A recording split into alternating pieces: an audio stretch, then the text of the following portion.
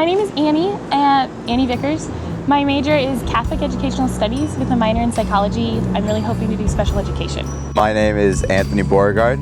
I am majoring in Catholic Ed and minoring in theology, and I hope to do youth ministry. So how we met was that we met in our freshman orientation group. So I like to tell it this way, is that we met because we were in one of the seminars and we were sitting there and we had to fill out this form, and we had just gotten water bottles and I was sitting there all happy with my water bottle and I had finished it, and not thinking about it at all, I left it behind as we were leaving, and I heard a nice polite yell from across the room that said, you forgot your water bottle. So I had to walk back and get it and throw it away, and that's how we met. So yeah, that's how we met. I didn't yell, but my version is that I was sitting there and we were actually at the Focus Missionary seminar introduction. Yeah. And I was filling out the card of what I was interested in, and I looked to the guy to my left and he had like one thing checked off. I was like, oh shoot, I'm filling out too much. And then I looked to the guy to my right, I was like, oh, okay, he's got a lot. And then like fill out the rest. And then we get up to leave and he's like starts walking out and leaves his water bottle. So I pick it up and I took it to him. I was like, are you gonna throw this away? And then I introduced myself and I was basically. Like I said, a polite yell. After we met, we became friends because we had FYS together, like the first year symposium. And so we actually just mostly studied and we really got to know each other through that, which was great for me because I had decided that I didn't want to date my first semester of college, actually. I wanted to be like really dedicated to my studies, to get and make some solid friends, like both male and female, but like I just didn't want to date my first semester. So I met Anthony and we started becoming really good friends. And come around September, he asked me out. And then my whole like decision to not date was like put into question, and I just told him no. And with no explanation, because I just kind of like freaked. But then later I did go back and I explained myself to him and I explained why I said no, and that I really cherished our friendship and I liked how it was growing and getting like stronger. And I told him to try again come like the end of the semester, which he did. Great for me, great for him. How we decided to date. So my version of the story is that we hung out a lot throughout the first semester, and we hung out with basically all of her roommates and a few of the other people on campus, and we hung out all the time and did homework together and that kind of thing. And as we were going, her roommate kept egging me on that I liked her, but I didn't want to tell her at the time, so I didn't tell her.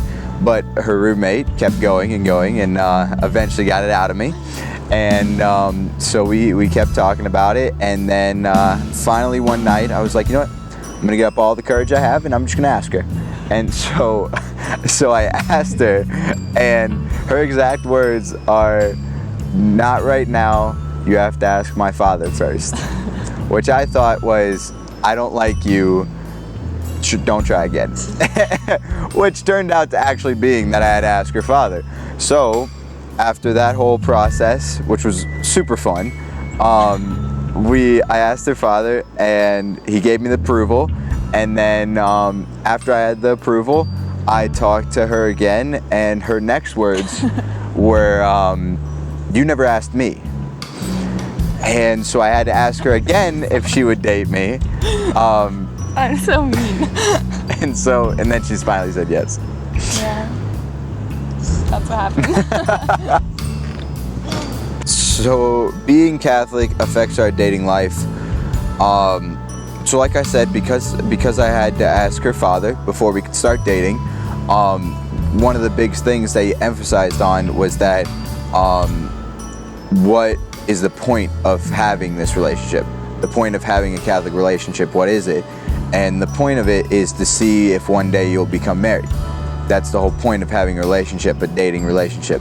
And so I told him that, and he thought that was a good answer. And but I think being Catholic is great because we go to the chapel a lot of the time, and it's a great way because when we're saying goodnight, we go to the chapel and then we leave, and then I walk her back to her room, and it's one of my favorite things. And we go to mass together, and it really helps you not only to have your own personal relationship with God, but it helps you to build that relationship because I'm trying to help her and she's trying to help me, and so it's building our relationship up together. You said all good things. And I'm like, what do I say?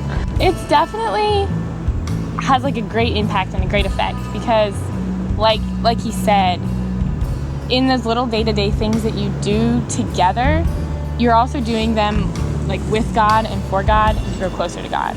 And I know this is like maybe a cheesy example, but like my mom told me once that your life is just like imagine it as like a big long pilgrimage, like a big long Camino de Santiago, you know, and you're like going. And the people that you have in your life are the people who you walk with on the pilgrimage and the people who you like have with you. And I think that's like super important because there are some people that you meet and that help you along the way. And it doesn't like, it's so important that you make sure that those people don't like make you stop or you start going down a different path. And I think that's like really, if you take a Catholic relationship and you're like, what is it? It's like going together on this path towards God. You're not veering off in one direction or another just because you're now with this person. So I think like for me, that's how it's really affected me because I've been able to look at it in that way and to like make sure that everything we're doing individually as well as together is for our salvation. I don't know if that makes sense, but that's how I see it. I'll be totally honest, it'd be rough. Yeah. And I don't mean that in like a terrible way. I don't mean that like we shouldn't be together and the only thing keeping us together is our like Catholicism. But also when like speaking for myself personally, whenever I have like an issue or like I'm really struggling with something, even if it's just like school, having like the dual support system of both like God and Anthony is really powerful to me.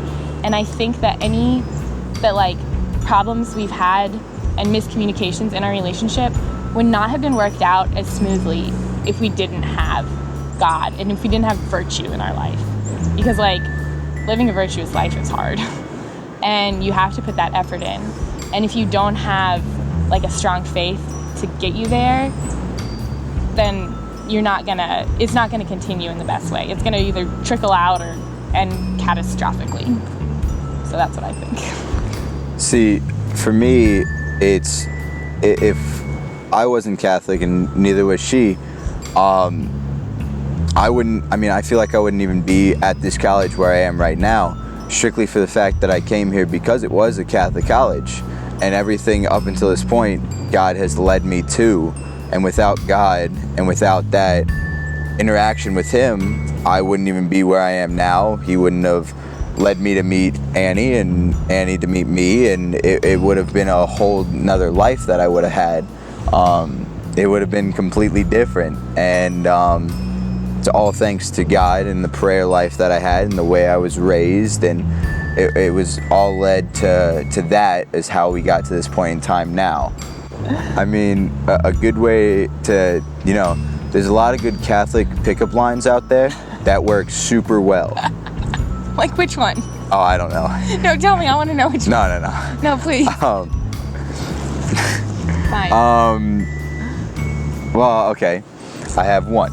Okay. So, the best way to start is that if you need a good pickup line, there's many of them. Many good Catholic pickup lines. One of my personal favorites is that if you ever don't know what to say, you just walk up to a girl and you look at her and you say, I was reading the Bible last night, specifically the book of Numbers, and I just couldn't find yours. Oh, do you want it? Yes. What'd I say? That is not how I got Annie, though. I don't have a cell phone. Actually, that did happen. He tried to get my number by giving my roommate's number, but at that point I didn't have a cell phone. Yep. So it didn't work out for him. Anyway, this might be kind of cheesy, but it really does matter. And this is again from personal experience. So for like whether or not you are single or dating, like, I think a big thing is don't compromise your beliefs, but also just like don't compromise your decisions. So like I said, for me, I had decided that I didn't want to date my first semester, which it would not have been a big deal if I had dated him. I still think we would have had a good relationship. However, I think that it was important that we started like on that right foot. So I think, yeah, as somebody single, it can be really hard it can be hard because you compare yourself to others. You're like, all these people around me are happy, they're dating, but like in the long run, you can't just like snatch up the first person who shows interest in you. It's not that simple. It's like this big complex thing and like this God's plan. So anyway, yeah, I think that would be some good advice is like don't compromise.